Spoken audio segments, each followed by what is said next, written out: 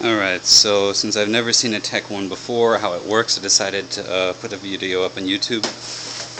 This is basically it right here. It's made in Germany, like late 1800s, early 1900s, I don't know. It's kind of genius how it works. So you got this, this is the part you spin, and then basically, as this spins, you see this wheel right here, it rotates. So it pushes the tobacco through until it hits this area, slices it in pieces. This is to push it down to keep it compressed. So I already de-ribbed a bunch of leaves. These are my leaves. So just basically show how it works.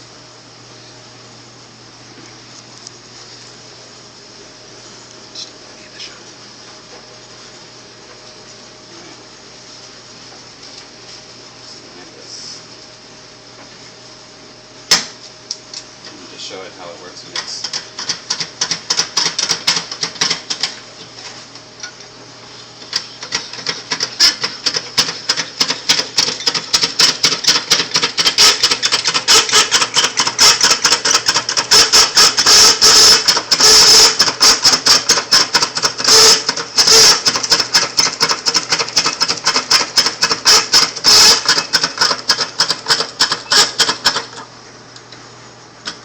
it just pushes it little by little until it cuts.